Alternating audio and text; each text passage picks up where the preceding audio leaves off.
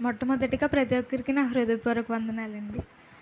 కూడి వచ్చిన ప్రతి ఒక్కరికి ప్రతి ఒక్కరు ద్వితీయోపదేశకాండం 20 అధ్యాయము ద్వితీయోపదేశకాండము 20 అధ్యాయము మొదటి వచనం చదువుకుందాం. Page number 162. నీవు నీ శత్రువులతో యుద్ధమునకు పోయి గుర్రములను రథములను మీకంటే విస్తారమైన జనమును చూచినప్పుడు వారికి భయపడవద్దు. ఐగుప్తు దేశంలో నుండి నిన్ను రప్పించిన నీ దేవుడైన యెహోవా నీకు తోడైండును. ఆమేన్. ఇక్కడ ఆయన మనకు చెప్తున్న మాట ఏంటి అంటే, శత్రువులతో యుద్ధానికి వెళ్ళేటప్పుడు మనం ఏం చూస్తాం? ఫస్ట్ అంటే వారి సైన్యం ఎక్కువ ఉంది, ఇలాగే కదండి చూస్తాము. అలా చూసినప్పుడు ఏంటంటే మనం దేవుని యందు అతిశయపడలేనట్టే దాని అర్థం. దేవుని యందు అతిశయపడేవారైతే యుద్ధం యెహోవాదే అనే కదా ముందుకెళ్తారు.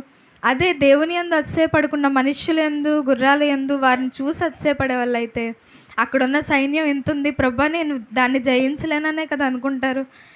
యుద్ధాన్ని వెళ్ళేటప్పుడు ఎప్పుడు కూడా వారి గుర్రాలను బట్టి రథములను బట్టి ఇంకా వారి జనమును విస్తారమైన జనమును చూసి భయపడొద్దు అని దేవుడు చెప్తున్నాడు అనమాట. యుద్ధానికి వెళ్ళేటప్పుడు ఆ రథములను చూసినప్పుడు ఏమనిపిస్తుంది అంటే, ఇన్ని రథాలు ఉన్నాయి, ఇంతమంది జన సమూహం ఉంది, వీరిని నేను జయించగలనా అని ఒక్క ఆలోచన ప్రతి ఒక్కరి మైండ్లో అనేది వస్తుంది. ఎప్పుడైతే ఆ ఆలోచన వస్తుందో అప్పుడు యుద్ధాన్ని జయించలేరు కదా. ఎందుకు అని అంటే, దావీదు ఎవరి యందు అతిశయపడ్డాడు? దేవుని యందు దావీదు అతిశయపడ్డాడు కాబట్టి దేవుని మీద ఆశ ఉంచుకొని యుద్ధము యెహోవాదని ముందుకెళ్ళాడు. దావీదుకు చాలా మాటలు వచ్చాయి కదా, ఇంతమంది జయించలేదు, నువ్వేం చేస్తావు దావీదు అని అన్నప్పుడు దావీదు ఆగిపోయాడండి. ఇన్ని మాటలు తన చుట్టూరు ఉన్నా సరే, ఇంత గొప్ప గొప్ప రాజులే అసలు గొలియాతును జయించలేరు, నువ్వేం చేస్తావు దావీదు అని అన్నప్పుడు దావీదు ఏ మాత్రము ధైర్యాన్ని వదులుకోలేదు. యుద్ధం యెహోవాదని ముందుకెళ్ళాడు, యుద్ధాన్ని జయించేశాడు. మరి ఇక్కడ దేవుడు ఏం చెప్తున్నాడంటే, యుద్ధానికి వెళ్ళే ముందు ఎప్పుడూ కూడా ఒక విషయాన్ని గుర్తించుకోమని ఆయనకు చెప్పాడనమాట. 20వ అధ్యాయం, అదే 20వ అధ్యాయం 8వ వచనం. నాయకులు జనులతో ఇలాగ చెప్పాను, ఎవడు భయపడి మెత్తని గుండెగల వాడగునో వాడు తాను అధైర్యపడిన రీతిగా తన సహోదరుల గుండెలు అధైర్యపరుచుకున్నట్లు తన ఇంటికి తిరిగి వెళ్ళవచ్చునని చెప్పవలెను. ఆమేన్. ఇక్కడ ఏం చెప్తున్నారు? నాయకులతో అలా చెప్తున్నారు. ఏంటి అని అంటే, భయపడే వాళ్ళు మెత్తని గుండె అంటే అధైర్యపడుతూ ఉంటారు. మెత్తని గుండె అంటే ఏంటండి? అధైర్యంతో ఉండడమే కదా. అధైర్యంతో ఉన్నప్పుడు ఏంటి అంటే, ఇద్దరు ముగ్గురికి ఇప్పుడు అంటే ఆ రథాలు చూడు, ఆ మనుషులు చూడు, ఎంతమంది ఉన్నారు, మనం చేయించగలమా అనే మాట ఒక అధైర్యవంతుడు ఇంకొక అధైర్యవంతుడితో చెప్తే ఎలా ఉంటుంది? వాళ్ళు కూడా అదే హృదయంతో ఉంటారు. అంటే వాళ్ళు కూడా అధైర్య హృదయంతో ఉన్నారు అంటే, ఇప్పుడు ఈయన ఎలా చెప్పాడు నిజమేనేమో అన్న ఆలోచన మనకు వస్తుంది కదండి. ఎప్పుడైతే ఆలోచన మన హృదయంలోకి వస్తుందో మరి ఆ యుద్ధాన్ని జయించగలరా? అక్కడ ఉన్న ఇద్దరు వెళ్ళి ఇంకొక ఇద్దరికి, ఆ ఇద్దరు ఇంకొక ఇద్దరికి చెప్తూ ఉన్నప్పుడు ఆ యుద్ధం ఏమవుతుంది? ఓడిపోతారు కదా. మన శత్రువులకు మనమే చేతులారా విజయాన్ని ఇచ్చినట్టు అవుతుంది అక్కడ. అందుకని ఆయన ఏం చెప్పారు అంటే, మెత్తని గుండె గలవారు అధైర్యపడుతున్న రీతిగా నీ సహోదరుని అధైర్యపరచకుండా తిరిగి నీ ఇంటికి వెళ్ళిపో అని చెప్పారు. అలాంటి వాళ్ళు ఎవరైతే ఉన్నారో వాళ్ళని వేరుపరిచి ఇంటికి వెళ్ళిపోమని చెప్పారు. అలాంటి వాళ్ళు ఉన్నప్పుడు ఏంటంటే, ఇప్పుడు మనుషులు కూడా మన చుట్టుపక్కల మన చాలామంది ఉంటారు కదండి, ఇలా చెప్తూ ఉంటారు. ఎలా అంటే, నువ్వేం చేయగలవు, నువ్వేం సాధించగలవు, ఇలా చెప్తూ ఉంటారు కదండి. ఇలా చెప్తున్నప్పుడు మనలో అధైర్యం కలిగిన మనసు, ఆ హృదయం మనలో రాకూడదు. ఎప్పుడైతే వాళ్ళు అలా చెప్పగానే మనకు వస్తుందో వెంటనే మనం కూడా అధైర్యపడుతూ ఉంటాం కదండి. ఈ అధైర్యపడినప్పుడు ఏమవుతుంది అంటే, దేవుని యందు అతిశయపడు వారిగా మనం ఉండం.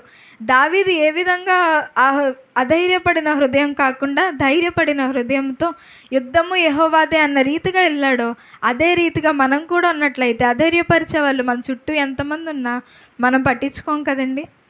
వాళ్ళు ఎన్ని మాటలు చెప్తూ ఉంటారు, నువ్వు దీన్ని సాధించలేవని ఎప్పుడైతే చెప్తూ ఉంటారో ఆ హృదయంలోకి వెంటనే ఆ మాట అనేది వెళ్తుంది. వెళ్ళగానే ఇంకేమవుతుంది? అవునా, నేను దీన్ని సాధించలేనేమో అన్నది అవునా అనే మాట నీ జీవితంలోకి రాకూడదు. మొట్టమొదటిగా అవునా అనే మాట ఎప్పుడైతే మన జీవితంలోకి, మన హృదయంలోకి ఆ టైంలో వస్తుందో నిజంగా మనం దాన్ని ఓడిపోతాం. మనం జయించలేం కదా! ఆ సమయమందు ఎంతమంది మనతో ఎన్ని చెప్తున్నా సరే, మనం ఎలా ఆలోచించాలంటే, దావీదును ఒకసారి జ్ఞాపకం చేసుకోండి. దావీదు ఏ విధంగా ఎళ్ళాడు? యుద్ధానికెళ్ళే ముందు యుద్ధం యెహోవాదే అని ఎళ్ళాడు. అంతేగాని యుద్ధం నేను చేయలేను, ఇంతమంది ఇలా అంటున్నారు కదా! అవునేమో అంటే వాళ్ళే జయించలేరు కదా! నేనెలా జయించగలను? దావీదు అనుకున్నాడా? అనుకున్నట్టయితే గొలియాతుని జయించేవాడు కాదు కదా! అలాగే దావీదు ఎప్పుడైతే అలా ఆ హృదయంలో అధైర్యం లేకుండా ధైర్యముతో దేవా యుద్ధము నీదే అని వెళ్ళాడో గొలియాతుని జయించేశాడు కదండి. మరి అదే రీతిగా మన హృదయంలో కూడా ఆ యొక్క మాటలు ఉంచుకోవాలి. అంటే దావీదు ఈ విధంగా చేశాడు అంటే దావీదుని ఒక్కసారి మనం గుర్తు తెచ్చుకోవాలి. దావీదును గుర్తు తెచ్చుకున్నప్పుడు ఇదిగో దావీదే ఇలా ఉన్నాడు, దావీదులా నేను జీవించాలి, ఇలా అనేక మందిలా నేను ఉండాలి అని అనుకోవాలి. మాదిరికరంగా మనం అనేకులకి జీవించాలి అని అంటే దాని అర్థం మన బైబిల్ గ్రంథంలో ఉన్న ప్రతి ఒక్కరిని అంటే ఆయన ఎవరినైతే ఇష్టపడ్డాడో ఆ రీతిగా మనం కూడా వారిని ఇష్టపడి వారున్న రీతిగా మనం బ్రతకాలి అని ఎలా అయితే అనుకుంటామో అప్పుడు మాత్రమే ధైర్యపడిన హృదయం మనకు వస్తుందన్నమాట. చుట్టుపక్కల ఉన్న వాళ్ళు చాలా అంటారు. అంటే ఒక ఎగ్జామ్ నువ్వు ఇది నేను సరిగా చేయలేను అని ఎప్పుడైతే అనుకుంటామో అందరూ అంటారు, నువ్వు అది రాయలేవు, నువ్వు అది చేయలేవు, నీకు అది రాదు అని అంటారు. మన హృదయంలో ఏమవుతుంది, అవును కదా నాకు అంత సీన్ లేదు అన్న ఆలోచన మన మైండ్లోకి వస్తుంది.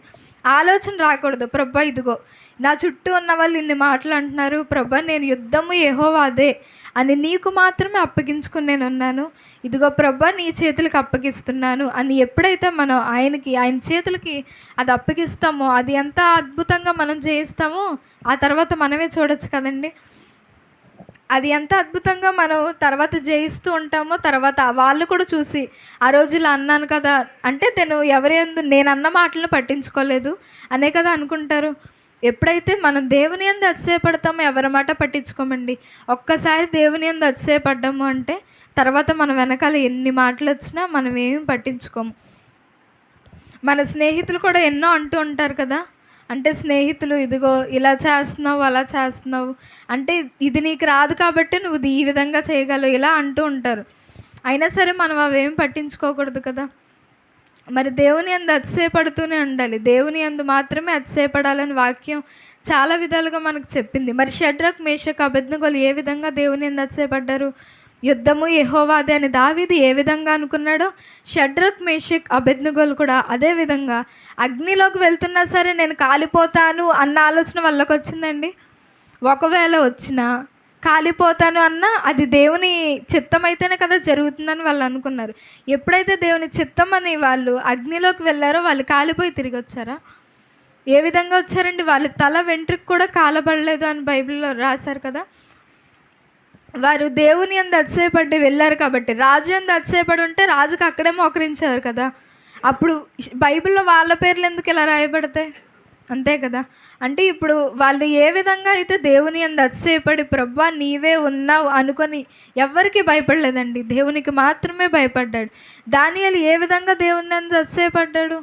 ప్రార్థన చేయొద్దు ఇన్ని రోజులని చెప్పినా సరే తను యెరూషలేము తట్టు తన కిటికీలను తెరిచి మోకరించి 2 చేతులను ప్రభు వైపు చూపించి ఎంతో విధంగా తను ప్రార్థన చేసుకుంటూనే వెళ్ళాడు కదా.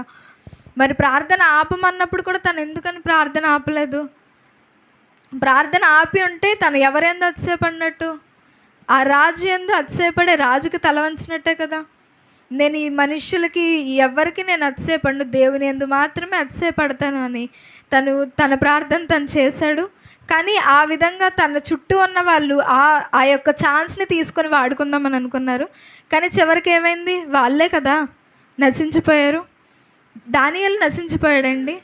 దానియేలు ఏ విధంగా నశించిపోలేదు? తన ప్రార్థన కూడా నశించిపోలేదు. ఇశ్రాయేలుకు విడుదల వచ్చింది కదా. ఇశ్రాయేలు చేసుకున్న దానికి వాళ్ళు చేసుకున్న తప్పులకు కానీ అలా జరిగింది, కానీ దేవుడు విడుదలైతే వాళ్ళకి ఇచ్చారు కదా. అదేవిధంగా మనం చాలామందిని బైబిల్ గ్రంథంలో చూసినట్లయితే చాలామంది దేవుని యందు అతిశయపడి మాత్రమే ఎంతో గొప్పగా రాయబడ్డారు. ఎంతో గొప్పగా మనకి చాలా విధాలుగా అన్నీ తెలియచేస్తారు. దేవుని యందు మాత్రమే అతిశయపడాలని చాలా విధాలుగా అందరు చెప్పారు కదా. ఒకసారి ఇర్మియా గ్రంథము, ఇర్మియా తీయండి ఒకసారి, 9వ అధ్యాయము 23వ వచనం చూడండి. ఇర్మియా 9:23. 24. యెహోవా ఇలాగూ సెలవిచ్చుచున్నాడు, ఇలాగ చెప్పాను.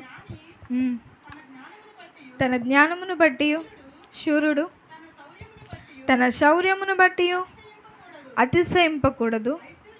ఐశ్వర్యవంతుడు తన ఐశ్వర్యమును బట్టి అతిశయింపకూడదు. చాలు. ఇక్కడ ఏమని రాశారు? జ్ఞాని తన జ్ఞానమును బట్టి, శౌర్యుడు తన శౌర్యమును బట్టి, ఐశ్వర్యవంతుడు తన ఐశ్వర్యమును బట్టి అతిశయింపకూడదు. అంటే నాకు ఇంత ఐశ్వర్యం ఉంది అని ఐశ్వర్యవంతుడు తన ఐశ్వర్యాన్ని ఎలా అయితే దాని యందు మాత్రమే అతిశయింపడతారు కదండి. అంటే ఆ విధంగా అతిశయింపబడద్దు అని ఇక్కడ ప్రభు వాక్యం ద్వారా మనకు తెలియజేస్తున్నారు.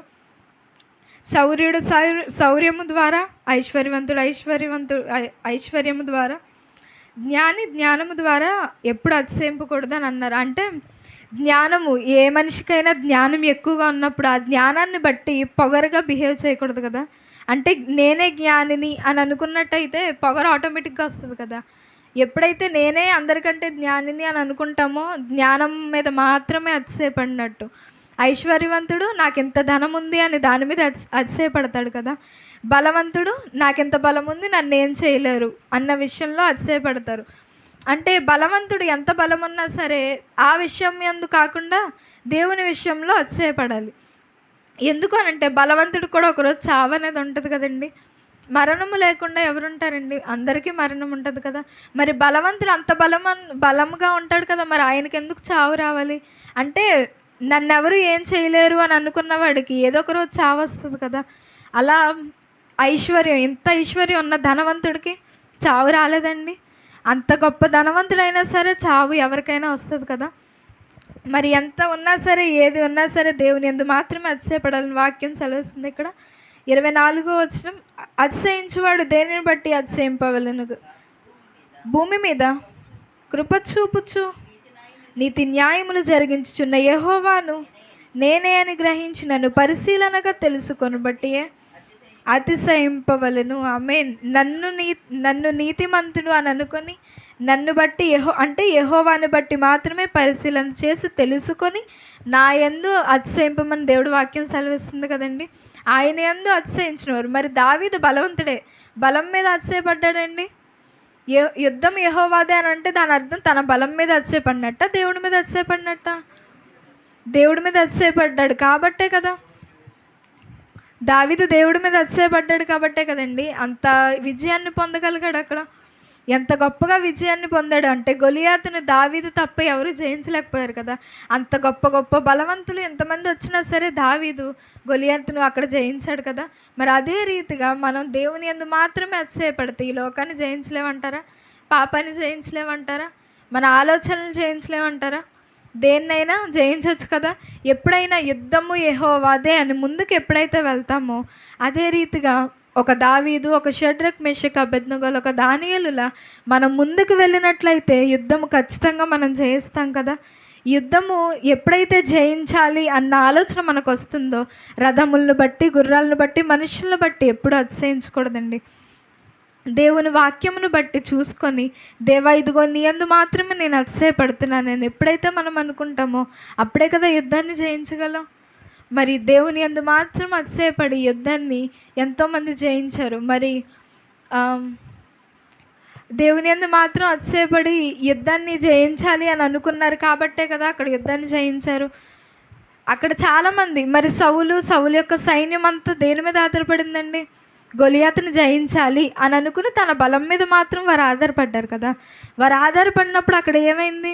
వారు దేవుని యందు కాకుండా వారి బలాన్ని, సైన్యమును బట్టి అతిశయపడ్డారు కాబట్టే అక్కడ వారు గొలియాతుని జయించలేకపోయారు. దావీదు దేవుని యందు అతిశయపడ్డాడు కాబట్టి అద్భుతంగా యుద్ధాన్ని జయించాడు. 1 కొరింథీ 1వ అధ్యాయము 1 కొరింథీ 1వ అధ్యాయము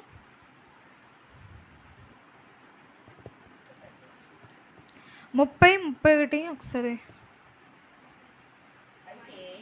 అయితే ఆయన మూలముగా మీరు యేసుక్రీస్తునందున్నారు, అతిశయించువాడు ప్రభువునందే అతిశయింపవలెను అని వ్రాయబడి నెరవేరునట్లు దేవుని మూలముగా ఆయన మనకు జ్ఞానమును, నీతియు, పరిశుద్ధతయు, విమోచనము నాయను. ఆమేన్. అయితే ఆయన మూలముగా మీరు క్రీస్తు యేసునందున్నారు. అతిశయించువాడు ప్రభువునందే అతిశయింపబడెను. అంటే అతిశయించాలి అని అనుకున్న వారు ఎవరు యందు అతిశయింపడాలండి? ప్రభువునందు అతిశయింపడాలని ఇక్కడ లేఖనం స్పష్టంగా సెలవిచ్చింది కదా. నేను చెప్పింది ఏంది కాదు కదండి, చదివించాను కదా. ఇక్కడ ఇలాగ చెప్పున అతిశయింపబడువాడు ప్రభువునందే అతిశయింపబడెను. 1 కొరింథీ 1:31 అది ఉంది కదా. అతిశయించువాడు ప్రభువునందే అతిశయింపవలెను. అతిశయించువాడు ఎప్పుడు కూడా ప్రభువునందు అతిశయించాలని వాక్యం సెలవిస్తుంది. అదే 1 కొరింథీ 3:21 ఒకసారి. కాబట్టి ఎవడును మనుష్యుల యందు అతిశయింపకూడదు, సమస్తమును మీవి. ఆమేన్. ఇక్కడ ఏమన్నారు? అయితే మనుష్యుల యందు అతిశయింపకూడదు. అంతకుముందు చదువుకున్న వాక్యం ఏంటి? అతిశయింపబడాలి అని అనుకున్న వాళ్ళు దేవుని యందు మాత్రమే అతిశయింపబడాలి. అంటే ఇక్కడ వేరే వాక్యం ఎందులో ఏముంది అంటే మనుష్యుల యందు అతిశయింపొద్దు అనే కదా రాసింది. అంటే మనుష్యుల్ని నమ్ముకోవడం వల్ల మనకి ఏ విధమైన ఉపయోగం ఉండదండి. మనుషులు అది ఎవరైనా సరే, మన కుటుంబం, బయట మన ఫ్రెండ్స్ కానీ ఎవరైనా సరే, వాళ్ళ యందు మనం అతిశయింపబడాలి అని అనుకున్నారంటే అది అతిశయించవచ్చు. ఎంతవరకు అంటే మనకి కొంతవరకు మాత్రమే. లైఫ్ లాంగ్ మనతో వాళ్ళు ఉంటారా? ఉంటారు, చెప్పగలం. లైఫ్ లాంగ్ ఉండే వాళ్ళు కూడా ఉంటారు. కానీ వాళ్ళ యందు మనం అతిశయింపబడితే ఒకరోజు వాళ్ళు కూడా మన చేయి వదిలేసి వెళ్ళిపోతారు కదండి. మరి ఫ్రెండ్స్ ఉండొచ్చు, వాళ్ళకి అన్నీ చెప్పుకుంటాము. అంటే మన పేరెంట్స్కి చెప్పుకోలేని కొన్ని విషయాలు కూడా మన ఫ్రెండ్స్కి చెప్పుకుంటాం, కాదని అనను. కానీ ఫ్రెండ్స్కి చెప్పిన వాళ్ళు ఏ విధంగా ఉంటారు, మన ఏ విధమైన ఫ్రెండ్స్తో సహవాసం చేస్తున్నాం అనేదే కదా ఇక్కడ ఇంపార్టెంట్. అంటే దావీదు, యోనతాను తెలుసండి. దావీదు, యోనతాను వాళ్ళు ఎంత మంచి ఫ్రెండ్స్ అంటే దావీదుకి ఇంచుమించు యవనస్తుడు, ఒక 20 సంవత్సరాలు అలా ఉంటాయి. యోనతాన్కి ఇంచుమించు 50 సంవత్సరాలు. అంటే వాళ్ళిద్దరు ఫ్రెండ్స్ ఎలా అయ్యారు? మరి ఈయన యవనస్తుడు, ఆయన ఇంచుమించు 50 ఉంటాయి కదా. మరి అలాంటప్పుడు అంటే స్నేహం ఎక్కడైనా స్నేహమే, వయసుతో సంబంధం లేదు అని దాని అర్థం. అంటే యోనతాను, దావీదు ఎంత మంచి ఫ్రెండ్స్ అంటే యోనతాను దావీదు వంశస్థుడు అనమాట. అంటే సౌలు వంశస్థుడు అనమాట. అంటే సౌలు కుమారుడు యోనతాను. అంటే తన తండ్రికి తను సాయం చేయాలి కదా. యోనతాను ఏం చేయాలి? ఇటుపక్క ఫ్రెండ్, ఇటుపక్క తండ్రి. తను ఎవరికి చేయాలి? ఇప్పుడు సౌలేమో దావీదుని చంపాలి అని అనుకుంటున్నాడు, దావీదేమో దేవుని యందు అతిశయపడ్డాడు. ఇప్పుడు యోనతాను ఏం చేయాలండి? ఇప్పుడు యోనతాను తండ్రి అయిన తన సౌలు గారికి సహాయం చేసి దావీదుని చంపాలా? దేవుని యందు అతిశయపడిన దావీదుకు తను హెల్ప్ చేయాలా? తను దేవుని యందు అతిశయపడ్డ దావీదుకు మాత్రమే హెల్ప్ చేశాడు. ఎందుకు అని అంటే తను దావీదులో దేవుని యొక్క స్వరూపమును చూశాడని వాక్యం చెప్తుందనమాట. అంటే దావీదులో ఒక దేవుని ఆత్మని యోనతాను ఒకరోజు చూశాడు. అప్పటి నుంచి యోనతానికి ఏమైంది అని అంటే దావీదులో దేవుని ఆత్మ ఉంది కాబట్టి దావీదును ముట్టడానికి వీల్లేదు. అభిషేకింపబడిన వాడిని ముట్టుట అది అసాధ్యమని వాక్యం చెప్తుంది కదా. అదే రీతిగా దావీదును ముట్టడానికి యోనతాను ఎటువంటి సహాయము చేయలేదు. కానీ దావీదుకి ఒక ఖడ్గాన్ని కూడా యోనతాను ఇచ్చాడు కదా. తన సామాగ్రిని అంతా కూడా యోనతాను దావీదుకి ఇచ్చాడు. అంత గొప్ప స్నేహం వాళ్ళిద్దరి మధ్య ఉంది కదా. అంటే స్నేహం చేయాలి అని అనుకున్నప్పుడు మనం ఎవరితో స్నేహం చేస్తున్నాం అనేది మొట్టమొదటిగా ముఖ్యం. ఇప్పుడు దావీదు అన్ని విధంగానే యోనతానుకి అన్నీ చెప్పుంటాడు కదండి. ఇప్పుడు మనం ఏ విధంగా అయితే మన స్నేహితులతో ఉంటున్నామో అదేవిధంగా యోనతాను, దావీదు కూడా ఉండే ఉంటారు కదా. మరి యోనతాను వెళ్ళి అన్నీ సౌలు గారికి దావీదు ఏ సమయంలో ఎక్కడున్నాడో అన్నీ చెప్పచ్చు కదా, తన తండ్రి కదా. మరి అన్నీ ఇప్పుడు ఫ్యామిలీకి తను ఇంపార్టెన్స్ ఇవ్వాలి అని అనుకున్నప్పుడు తను ఏం చేయాలి? దావీదు ఏ సమయంలో ఎక్కడుంటాడో అన్నీ తనకు చెప్పాలి కదా. మరి అలాంటప్పుడు ఎందుకని యోనతాను అలా చేయలేదు? తన స్నేహం అంత గొప్పది. అలాగే దావీదులో దేవుని యొక్క రూపాన్ని, దేవుని యొక్క ఆ యొక్క ఆత్మను దావీదులో ఎవరు చూశారు? యోనతాను చూశాడు. కాబట్టి యోనతాను ఎప్పుడు అలా చేయలేదు. ఇప్పుడు లోకంలో ఉన్న ఫ్రెండ్స్ ఎలా ఉంటారు అని అంటే మనం ఒక మాట చెప్పినప్పుడు ఆ మాట మన దగ్గర బాగానే ఉంటుంది కదండి. తర్వాత వేరే వాళ్ళ దగ్గరికి వెళ్ళినప్పుడు కొంచెం మారుతుంది. ఎందుకని అంటే ఇక్కడ చెప్పిన మాట దాన్ని దాచుకోలేమా, లేకపోతే అంత ఆతృత, లేకపోతే ఏంటి? ఒక మనిషి మనకు నమ్మకంగా ఒక మాట చెప్పినప్పుడు దాన్ని వేరే వాళ్ళకి అలా ఎలా చెప్తారు? ఒకవేళ చెప్తారు కానీ దాన్ని ఒక మాట ఎందుకని మారుతుంది? ఇప్పుడు ఈ మనిషి దగ్గర నుంచి ఇంకొక మనిషికి మాట వెళ్ళిందంటే కొంచెం మారాల్సిన అవసరం ఏముంటుంది? యాజ్ ఇట్ ఈజ్గా అయినా చెప్పాలి కదా అదేవిధంగా. కానీ ఆ మాట కొంచెం మారుతుంది. ఆ మాట ఇంకొక మనిషి దగ్గరికి వెళ్ళి తను ఇలా అంటే ఒకరి కోసం ఇలా ఒక మంచి మాట అయితే వెళ్దండి. చెప్తున్నాను కదా, ఒక మంచి మాట అయితే ఎప్పుడు వెళ్ళదు. ఒక మంచి మాట ఎప్పుడు కూడా వెళ్ళదు. కానీ ఒక చెడు మాట అనేది ఆటోమేటిక్గా వెళ్ళిపోద్ది. అంటే ఆ మనిషి మీద మనకి ఒక నమ్మకం ఉన్నా సరే, వాళ్ళు చెప్పిన మాటలను బట్టి మనకి ఏమనిపిస్తుంది? నిజమేనేమో అన్న ఆలోచన మనకు వస్తుంది కదా. అంటే తన కోసం తను ఎలా చెప్పింది అంటే అది నిజమేనేమో. తన కోసం మనకు అన్నీ తెలుసు. తెలిసినా సరే ఒక మనిషి చెప్పింది అని అంటే దాని అర్థం ఏంటి? అంటే లేదు, నిజంగా అనే ఉంటారు, నిజంగా చేసే ఉంటారు అనే ఆలోచన ఆటోమేటిక్గా మనకు వచ్చేస్తుంది. ఎందుకని? ఇంతకుముందు తను నీతో స్నేహం చేశారు కదా. చేసినప్పుడు తను ఎలాంటిదో అన్నీ మనకు తెలుసు. అంటే తను చూపించిన ప్రేమ ఇవన్నీ ఇంకా సడన్గా మర్చిపోతాం. సడన్గా ఏమవుతుంది? తను అన్న మాటలు ఇవన్నీ గుర్తొస్తాయి. మనం ఒక మనిషిని ఎప్పుడైనా సరే ప్రేమిస్తున్నాము అని అన్నప్పుడు వారు చేసిన తప్పులను కూడా అదే విధంగా క్షమించాలి కదండి. అంతే కదా. ఇప్పుడు తప్పు తనది కావచ్చు, తనది అవ్వచ్చు. కానీ తప్పును ఒప్పుకున్నప్పుడు ఎప్పుడైనా క్షమించాలి. మనం తప్పును ఎప్పుడైతే క్షమిస్తామో మనం కూడా దేవుని యందు క్షమింపబడతాం. నువ్వు ప్రేమించు, ప్రేమింపబడతావు, క్షమించు, క్షమింపబడతావు అని వాక్యం చెప్తుంది కదా. అదే రీతిగా మనం ప్రేమించినప్పుడు మాత్రమే తిరిగి ప్రేమను పొందగలం. క్షమింపబడిన మాత్రమే దేవునితో మనం క్షమింపబడం. నిన్ను ద్వేషిస్తున్నారు ఎవరో అని నువ్వు అనుకోవద్దు. ఎందుకనంటే మనం మనుషుల చేత ద్వేషింపబడచ్చు, కానీ దేవుని చేత ఏం చేయబడతాం? ప్రేమింపబడతాం. అంటే దేవుడు ఆటోమేటిక్గా అందరినీ ప్రేమిస్తాడండి. పాపినైనా సరే, ఎంత పాపినైనా నీతిమంతుడినైనా దేవుడు క్షమిస్తాడు, ప్రేమిస్తాడు. మనుష్యులు మనల్ని ద్వేషిస్తున్నారు కదా అని చెప్పి మన ఎట్టి పరిస్థితిలోనూ నిరాశ చెందకూడదు. ప్రభువా వీళ్ళు ఇలా ఉన్నారు నా పట్ల అని దేవునికి మొరపెట్టుకుంటే చాలు. అది ఏ విధంగా అయినా సరే మన హృదయంలో ఒక బలమైన యుద్ధము మనం చేయగలగాలి. ఈ లోకంతో మనం యుద్ధం చేస్తాం కదా. చేసినప్పుడు ప్రభు యుద్ధం యెహోవాదే అని అనుకుని వెళ్ళాలి. కానీ వీళ్ళు నా పట్ల ఇన్ని మాటలు ఉన్నాయి, ఇలా ఏంటి అని మనం కృంగిపోకూడదు. ప్రభు వీళ్ళని ద్వేషిస్తున్నారు అని అనుకున్నాము అని అంటే ప్రభువు చేత మనం ప్రేమింపబడతాం ఖచ్చితంగా. నిన్ను ద్వేషించే వారిని ఆయన కూడా ద్వేషిస్తాడు కదండి. ఎవరినైతే నువ్వు ద్వేషిస్తావో వాళ్ళని దేవుడు ద్వేషించడు. అదే మనల్ని ఎవరినైనా ద్వేషిస్తున్నప్పుడు వారిని దేవుడు ద్వేషిస్తాడు కదా. అంటే దేవుడు నన్ను ప్రేమిస్తున్నాడు, ప్రేమించినప్పుడు నన్ను వేరే వాళ్ళు ద్వేషించారనుకో, నన్ను ప్రేమించిన వ్యక్తి నువ్వు ద్వేషిస్తున్నావంటే ఆయన వారిని ద్వేషించడా? అంతే కదండి. ఇప్పుడు నన్ను ఒక వ్యక్తి ద్వేషించినప్పుడు నన్ను దేవుడు ప్రేమిస్తున్నాడు కాబట్టి ఆ వ్యక్తిని దేవుడు ద్వేషించాలి కదా. నన్ను ప్రేమించి ఒక బిడ్డని నువ్వు ద్వేషించడం ఏంటి అని ఆయన ద్వేషిస్తాడు. అదే రీతిగా మనం ఎవరిని ద్వేషించకూడదు. ప్రతి ఒక్కరిని ప్రేమిస్తూ ప్రేమగా ఉండాలి. దేవుని యందు అతిశయపడిన వారికి మాత్రమే అది సాధ్యం కదా. అదే మనుషులందు అతిశయపడిన వారంటే వాళ్ళు ఏది చెప్తే మనం అదే వింటాం.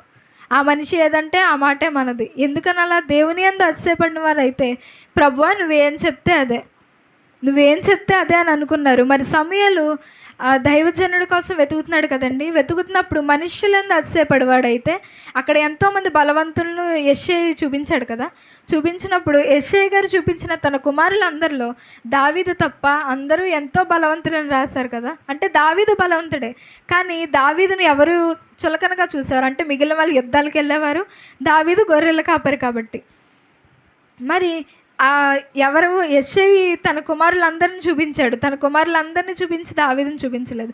అదే సమూయేలు ఆ సమయంలో మనుషులందు అతిశయపడేవాడైతే ఏం చేసేవాడు? ఆ నచ్చిన వాళ్ళలో ఒకరినే ఎన్నుకునేవాడు కదా. ఎన్నుకొని అతన్నే అభిషేకించి రాజుగా ఇశ్రాయేలుకు చేసేవాడు. మరి ఎందుకని అలా చేయలేదు? దేవుని యందు తను అతిశయపడ్డాడు కాబట్టి. దావీదును అందరూ ద్వేషించిన దేవుడు ప్రేమించాడు కాబట్టి తర్వాత దావీదు అందరితో ప్రేమించబడ్డాడు కదండి. మనుషులతో ముందు దావీదు ద్వేషించబడ్డాడు, కానీ ఆ తర్వాత మనుషులందరితో దావీదు జైలు కొట్టించుకున్నాడు. అంతే కదా. సౌలు వేళల్లో దావీదు 10 వేళల్లో అని వాక్యం సెలవిచ్చింది కదా. దాన్ని బట్టే సౌలుకు ఒక కక్ష ఇవన్నీ మొదలయ్యాయి. అంటే ఒక మనిషిని చూసి ఇంకొక మనిషి ఓర్చుకోలేని స్థితి కూడా ఇక్కడ వచ్చిందనమాట. అంటే అది ఎప్పటి నుంచో ఉన్నదే, ఇప్పుడు మనుషుల్లో కూడా లేదు అని ఎలా అనుకుంటామంటే ఒక మనిషి బాగుపడడం చూసినా ఆటోమేటిక్గా మనకి అదొక ఆలోచన, అది ఏంటో తెలియదు కానీ అదొక కక్ష లాంటిది వస్తుంది. అలా ఉండకూడదు. ఎప్పుడైనా సరే ఎవరైనా బాగోవాలి అని అనుకో, వారి కోసం ప్రార్థించు. వారు బాగోలేదు అన్న ప్రార్థించు, వారు బాగున్నారన్న ప్రార్థించాలి. దేవుని యందు ఇలా నమ్మకంగా అతిశయపడుతూ దేవునితో ఉన్నట్టు మాత్రమే, ఎప్పుడైతే మనం అలా దేవుని యందు అతిశయపడుతూ ఉంటామో ఆ సమయం అందు మాత్రమే మనం ఏ యుద్ధమునైనా జయించగలం. అది లోకంలో యుద్ధమైనా ఇంకేదైనా సరే, యుద్ధాన్ని జయించాలి అని అనుకున్నప్పుడు యుద్ధము యెహోవాదే అని ఒక దావీదులా మనం ముందుకెళ్ళాలి. మరి అదేవిధంగా ఒకసారి న్యాయాధిపతులు 7వ అధ్యాయము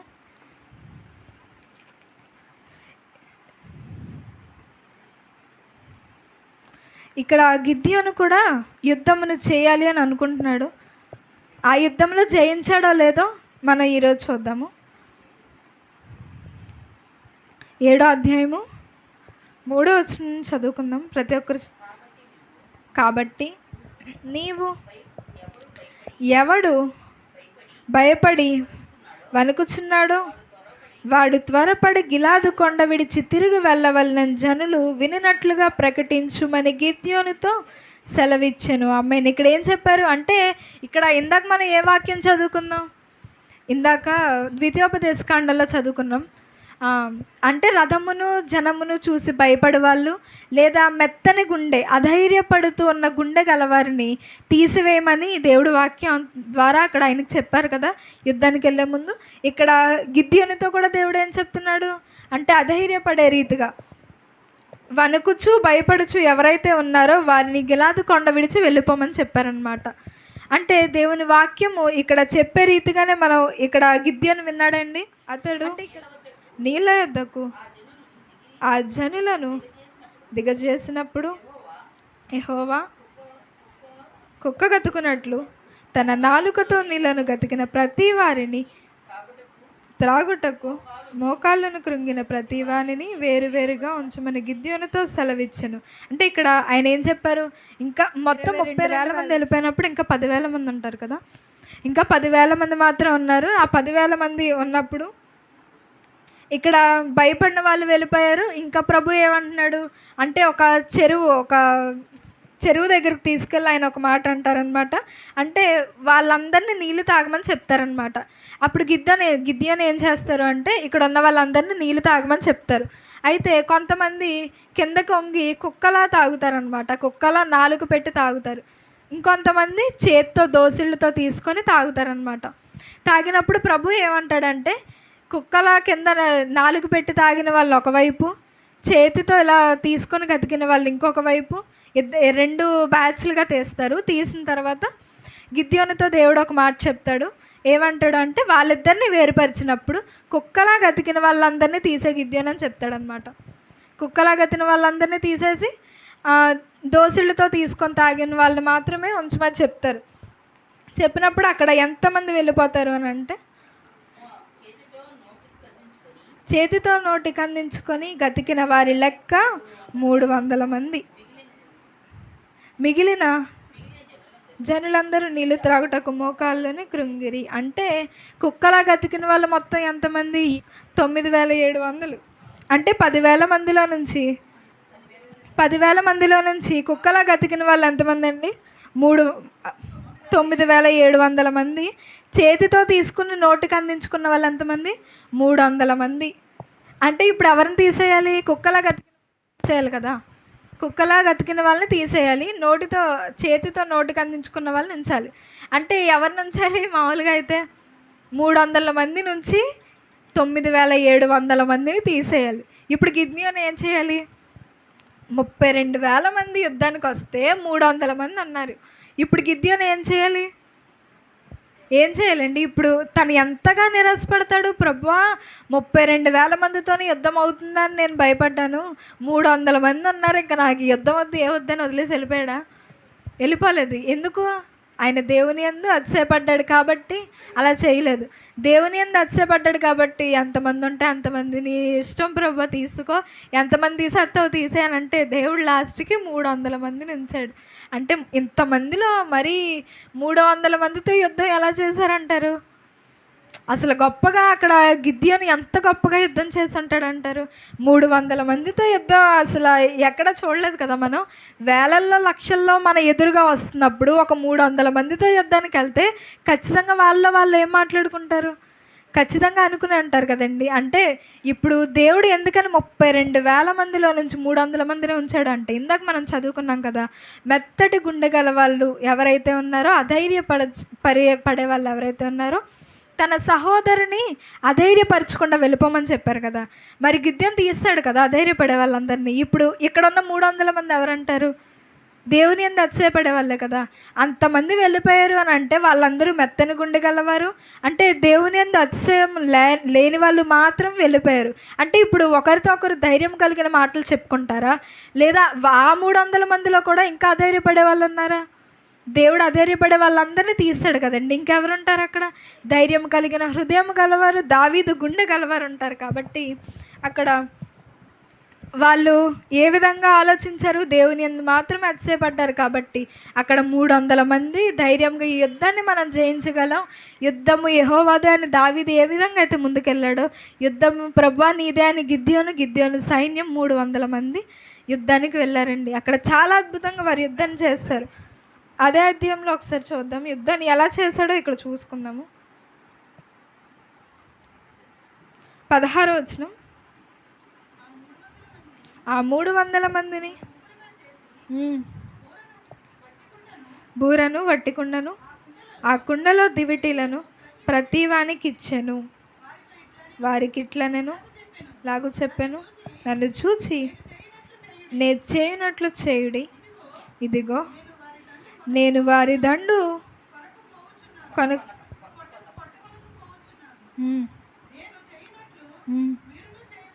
మీరును చేయవలను. నేనును నాతోనున్న వారందరూ బూరలను ఊదినప్పుడు మీరు దండుపాలెమంతటి చుట్టూ బూరలను ఊదుచులాగా చెప్పాను. యెహోవాకును గిద్యోనుకును విజయమును కేకలు వేయవలనని చెప్పును. ఆమేన్.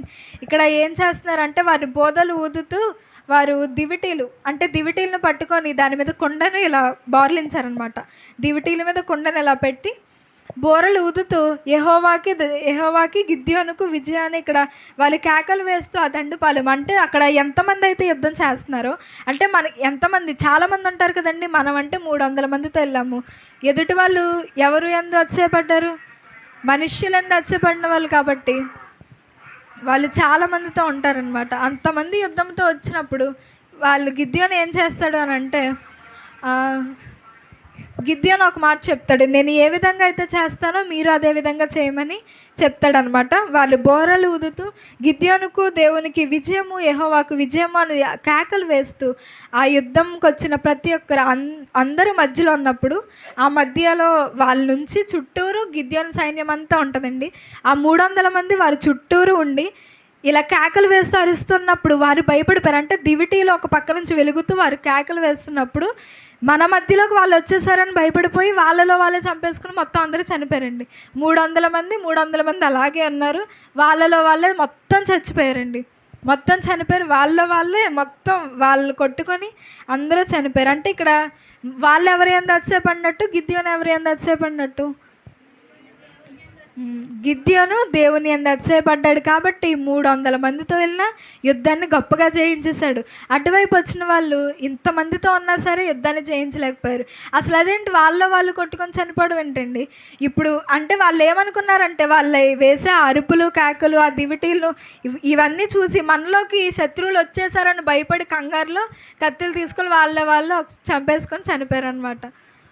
ఎప్పుడైతే అక్కడ మనుష్యులందు వాళ్ళు అతిశయపడ్డారో వాళ్ళే, అంటే వాళ్ళలో ఎంతమంది అధైర్యపడే వాళ్ళు ఉన్నారో ఆలోచించండి అక్కడ. అంటే ఒక మాట ఒకళ్ళు చెప్తే ఇంక వినేసి ఇంక వాళ్ళు చంపేసుకోవడమేనా? వాళ్ళలో ఎంతమంది మనుషులందు అతిశయపడే వాళ్ళు, అధైర్యపడిన గుండె గల వాళ్ళు ఉన్నారు. కాబట్టి వాళ్ళు చంపుకొని వాళ్ళు చనిపోయారు. అదే దేవుని యందు గిద్యోనులాగా దేవుని యందు అతిశయపడి ఇలా అందరినీ వేరు చేసి అధైర్యపడిన వాళ్ళు కాకుండా ధైర్యంతో ఉన్న వాళ్ళు మాత్రమే వాళ్ళ గుంపులో ఉండుంటే అప్పుడేమైంది? వాళ్ళని కూడా యుద్ధాన్ని జయించేవారు కదండి. అదే రీతిగా ఇక్కడ గిద్యోను ఎంతో అద్భుతంగా యుద్ధాన్ని చేశాడు. ఇంకా కిందను అతనితోనున్న 100 మంది దండిపాలెము కొట్టుకొనకు పోయి బూరను ఊది తమ చేతుల్లో నుండా కుండలను పగలగొట్టిరి. అంటే ఇక్కడ బూరలు ఊదుతూ కుండలు పగలగొట్టారంట. చూసారా, గిద్యోను అలా చెప్పినప్పుడు వెంటనే అలా చేశారు. కుండ పగలగొట్టినప్పుడు శత్రువులకు ఆటోమేటిక్గా భయం వస్తుంది. అంటే మనలోకి వచ్చేసారు, ఆ శబ్దమును విని వాళ్ళు భయపడి మనలోకి వచ్చేసారని వాళ్ళు కొట్టుకొని చనిపోయారనమాట.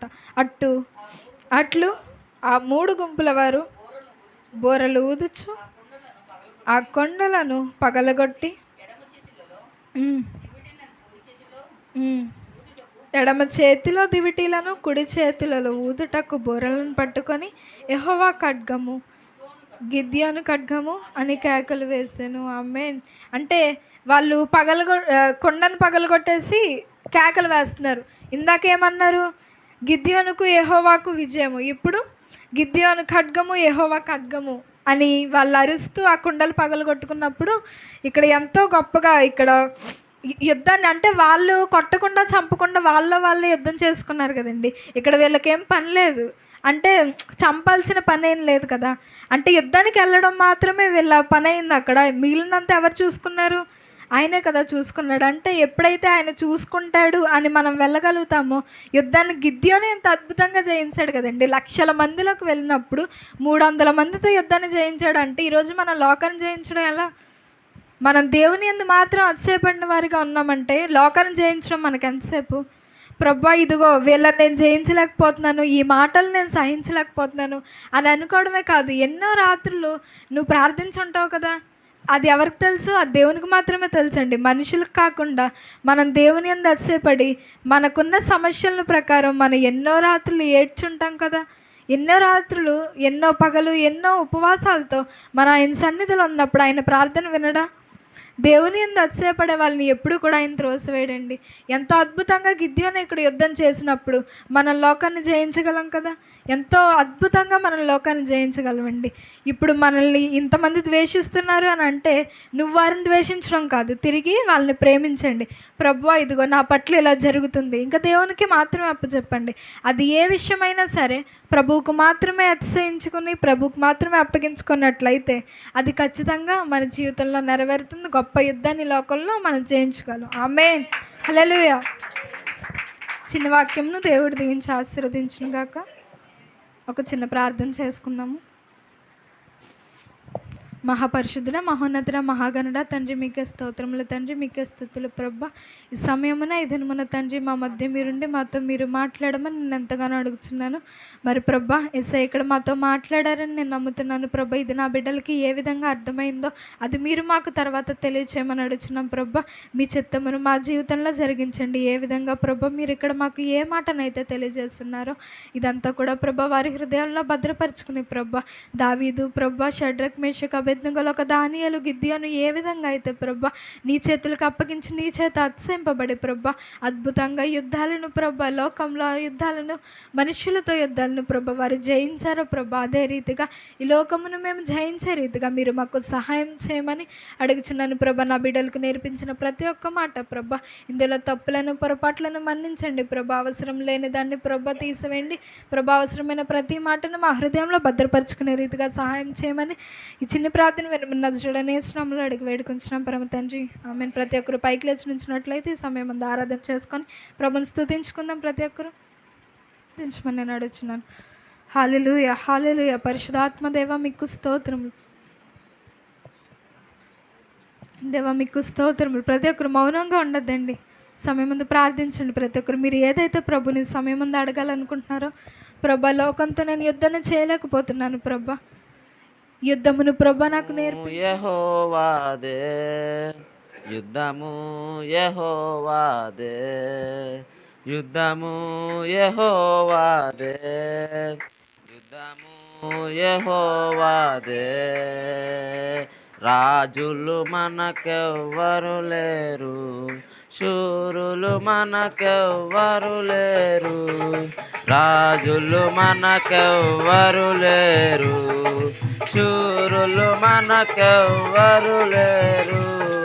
సైన్యములకు అధిపతి అయినా యెహోవా మన అండ, యుద్ధము యెహోవాదే, యుద్ధము యెహోవాదే, యుద్ధము యెహోవాదే, యుద్ధము యెహోవాదే.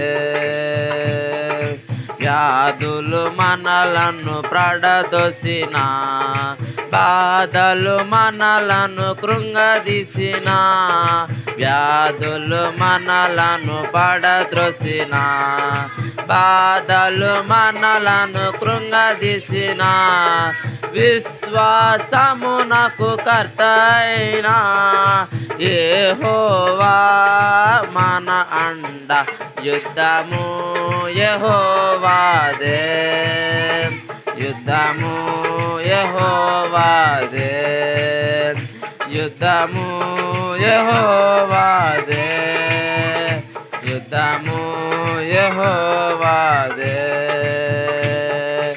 ఎరుకో గోడలు ముందున్నా, ఎర్ర సముద్రము ఎదురైనా, ఎరుకో గోడలు ముందున్నా, ఎర్ర సముద్రము ఎదురైనా, అద్భుత దేవుడు మనకుండా, భయమేలా మనకింక, యుద్ధము యెహోవాదే,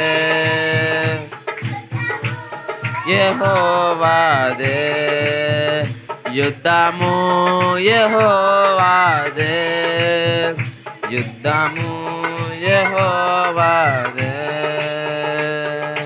అపవాది అయిన సాతాను గర్జించు సింహము వలె వచ్చిన, అపవాది అయిన సాతాను గర్జించు సింహము వలె వచ్చిన, యూదా గోత్రపు సింహమైన యేసయ్యా మన అండ, యుద్ధము యెహోవాదే, యుద్ధము యెహోవాదే, యుద్ధము యెహోవాదే, యుద్ధము యెహోవాదే, యుద్ధము యెహోవాదే, యుద్ధము యెహోవాదే, యుద్ధము యెహోవాదే, యుద్ధము యెహోవాదే, యుద్ధము యెహోవాదే, యుద్ధము యెహోవాదే, యుద్ధము యెహోవాదే, యుద్ధము యెహోవాదే.